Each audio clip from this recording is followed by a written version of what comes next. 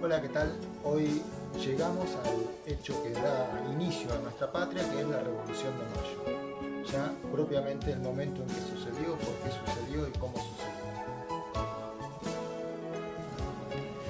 ¿Qué pasaba en Europa entonces en esos años? Primero, había un problema importante en Francia después de la Revolución Francesa. El trono de Francia quedó ocupado por Napoleón Bonaparte, que fue un emperador y que quiso llevar las ideas de la Revolución Francesa, las quiso exportar a toda Europa. Y lo logró por un tiempo. Había invadido unos cuantos países de Europa. El problema que tuvo España es que en su guerra con Inglaterra, Napoleón tenía que invadir Portugal, porque Portugal era un importante aliado de Inglaterra. Ustedes conocen el mapa de Europa. ¿Cómo hace Francia para invadir para invadir Portugal? La única forma es pasando por España. Bueno, pasa por España y ya que estaba pasando por España, deciden también sacar del trono a la familia real española y poner en su lugar al hermano de Napoleón Bonaparte, que era José Bonaparte, al que los españoles, que siempre son muy pillos y muy graciosos para estas cosas, lo bautizaron Pepe Botella, porque parece que le daba bastante al vinito. Entonces, quedó España prácticamente sin rey, porque los españoles se negaron a reconocer el reinado de Pepe Botella. Y mientras tanto, al rey de España, Carlos IV, y a su hijo, que era Fernando VII, se lo llevaron a Francia. Entonces, los españoles pensaron que estaban prisioneros, que estaban presos. En realidad no estaban presos. Esto había sido un acuerdo de Napoleón con los reyes de España, tanto con el padre y con el hijo, como para que dejara en el trono a Pepe Botella, y mientras tanto ellos vivían muy cómodos allá en la corte. Pero esto el pueblo español no lo sabía. El pueblo español pensaba que ellos estaban presos, entonces empezaron a luchar contra los franceses, a resistir contra el invasor. Y formaron un nuevo gobierno, los españoles formaron un nuevo gobierno que fue la Junta Central de Sevilla. A partir de ahí, la Junta Central de Sevilla pasó a ser el gobierno de España, tratando de resistir contra la invasión francesa. Mientras tanto, todos pensaban que Fernando VII los iba a apoyar en esta lucha, pero Fernando VII estaba tranquilamente en Francia y no se preocupaba mucho por el asunto. Casi como que al contrario, prefería que España quedara en manos de Napoleón Bonaparte. O sea que para él no era una prisión, para él era un lugar cómodo, ese de estar en Francia. Mientras tanto, ¿qué pasaba en Buenos Aires, en el Río de la Plata?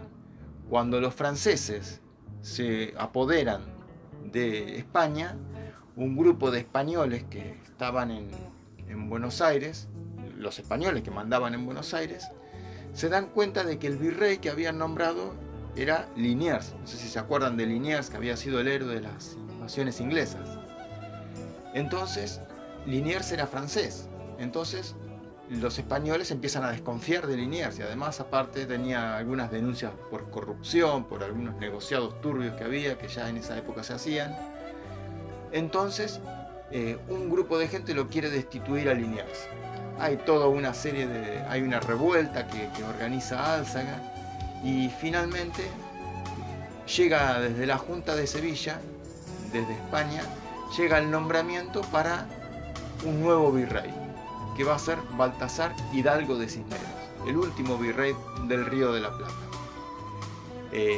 Ahí, como ven, si pueden ver en la historieta, ven que Hidalgo de Cisneros, pero a cada rato dice, ¿qué dice? Bueno, eso lo ponen porque Hidalgo de Cisneros había sido héroe en la guerra de Trafalgar, y le habían explotado varios cañones cerca de él y se había quedado casi sordo.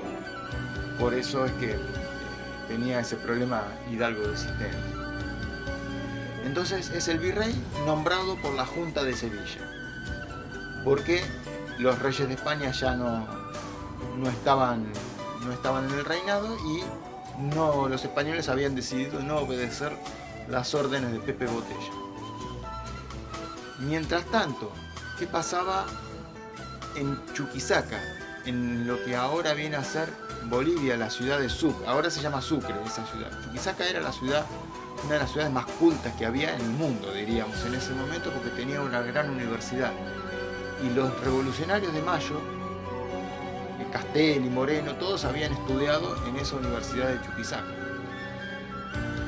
Los miembros de los estudiantes de la Universidad de Chuquisaca empiezan a organizar una revuelta, una revolución, a cargo principalmente de alguien que se llamaba Bernardo de Monteagudo, que después va a ser muy importante en la historia porque va a ser el secretario privado de San Martín.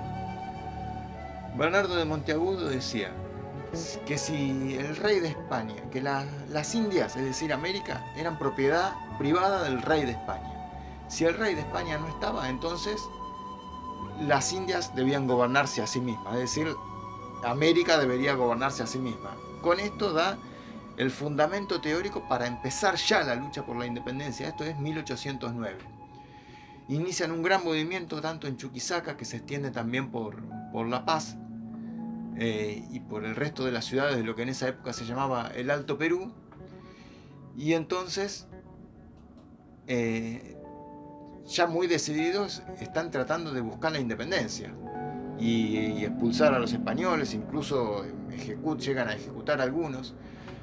Baltasar Hidalgo Cisneros es el encargado de organizar la represión, porque en esa época el Alto Perú pertenecía al Virreinato del Río de la Plata, y finalmente los reprimen y los vencen a este movimiento revolucionario que había surgido en Chuquisaca. Como siempre, ¿no? Como había pasado, ¿se acuerdan? Con la revolución de Tupac Amaru, unas torturas y asesinatos con una crueldad brutal. Reprimen todo ese movimiento. Pero a pesar de todo, muchos de los que estuvieron ahí logran escapar, entre ellos el propio Monteagudo, y también todos los criollos empiezan a nutrirse de esas ideas que cada vez eran más fuertes, las ideas de lograr la independencia. ¿Qué pasa en 1810? En mayo de 1810 llega la noticia de que la Junta de Sevilla, que era la que había nombrado a Baltasar Hidalgo de Cisneros como virrey, también había sido disuelta porque Sevilla había caído en poder de los franceses. Entonces, Cisneros, ¿qué hace? Trató de secuestrar todos los diarios y todas las notas donde llegaba esa noticia, porque la noticia llegaba en un barco inglés. El barco paró primero en Montevideo y rápidamente Cisneros manda a sus militares, su especie de policía, a secuestrar todas las documentaciones que había en ese diario para que no se supiera la noticia de que la Junta de Sevilla se entera. Pero los muchachos que estaban acá eran bastante astutos. Belgrano, Moreno, Castelli, no eran ningunos niños de pecho, y sabían bien, supieron enterarse de lo que pasó y inmediatamente se reúnen en secreto a tramar una conspiración. El lugar donde se reunían se conocía como la jabonería de Vieites. Vieites era uno de los revolucionarios, de los criollos. Uno de los negocios que tenía era una fábrica de velas y jabón, que era un producto muy importante en esa época. Y ahí en ese galpón se reunían en secreto sin que nadie los vea.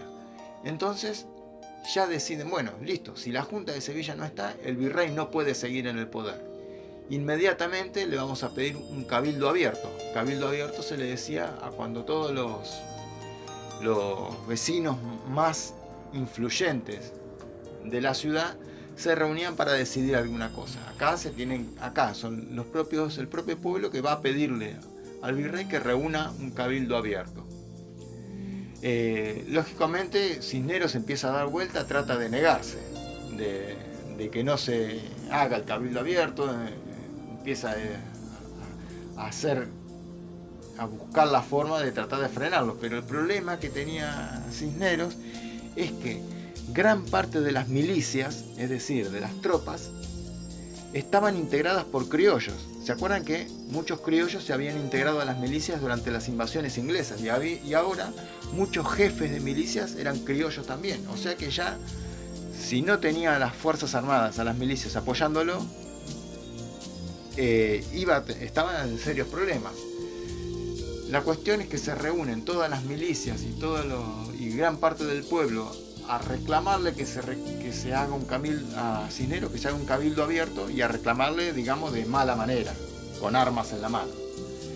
No llegó a haber enfrentamientos ni muertos porque Cisneros sabía que contaba con muy pocas tropas y que no los podía enfrentar. Entonces no le queda más remedio a Cisneros que ceder, convocar a un cabildo abierto. Ahí vemos este cuadro famoso que es del cabildo, ¿no? Vemos a la gente toda muy bien vestida, vemos a alguna gente de la iglesia. Esto nos demuestra que los que participaban en el cabildo no era todo el pueblo, sino que eran solamente los vecinos más importantes. Eran más o menos 400 personas los que podían entrar a ese cabildo abierto. En ese cabildo abierto, finalmente, a partir de muchas discusiones, idas y vueltas, se decide por mayoría de votos echar de su cargo de virrey a Baltasar Hidalgo de Cisneros y formar una junta de gobierno integrada exclusivamente por criollos, ¿sí? Donde va a estar Belgrano. El presidente de esa junta va a ser Saavedra, que era el jefe de las milicias, ¿no? Ahí va a estar Juan José Paso, va a estar, bueno, el propio Vieites, y va a haber Castelli, que va a ser el principal orador durante la jornada del cabildo. Castelli fue orador, quiere decir el que habla, ¿sí? Oradores se le decía a los políticos que hablaban muy bien y que lograban grandes cosas a partir de la palabra. Ya no se ve tanto eso, aunque todavía hay algunos políticos que lo hacen. Y hay un abogado que está ahí en un rincón, que no habló mucho el 25 de mayo, pero que a partir del 25 de mayo, cuando fue nombrado secretario de la Junta, se va a convertir en la figura principal de ese nuevo gobierno, y que va a hacer todo para tratar de avanzar rápido hacia una verdadera independencia, que va a ser Mariano Moreno. La primera junta, jura fidelidad a Fernando VII, que era el rey que supuestamente estaba preso en Francia.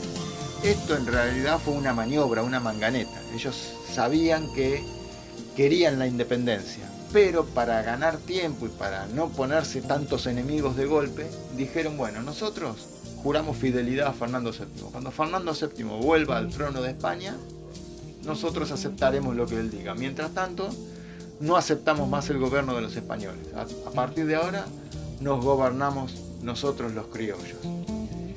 Mariano Moreno va a ser el que va a tratar de llevar adelante la Revolución de Mayo. Rápidamente los españoles no se quedan quietos, no se quedan muy tranquilos ahí esperando a que, bueno, la primera junta que gobierne. No, ellos hacen un gran movimiento para tratar de destituir a la junta y de fusilarlos y de torturarlos, como habían hecho con cada movimiento independentista que había habido antes. Pero esta vez las cosas se le van a poner más difíciles. Hidalgo de Cisneros se pone de aliado con Liniers y en Córdoba organizan un gran movimiento. La primera junta organiza tropas, van al mando de Castelli y vencen a estos golpistas, podríamos decir, y Mariano Moreno, que era el hombre que tomaba las decisiones duras en esa primera junta, ordena que fusilen a Liniers. A partir de ahí, Moreno se gana muchos enemigos y vamos a ver que su fin va a estar próximo justamente por estas ideas tan revolucionarias que tenía, ¿no? Él no solo quería que nos independizáramos de España, sino que quería la igualdad de trato para los indios, ya proponía la libertad de los esclavos, proponía que el país tenga libre comercio, cosa que se hizo, que pudiéramos tener libre comercio con cualquiera, ideas muy revolucionarias para la época, que vamos a ver cómo van a seguir. Esto fue lo que pasó el 25 de mayo de 1810 y por eso lo celebramos como la fecha patria.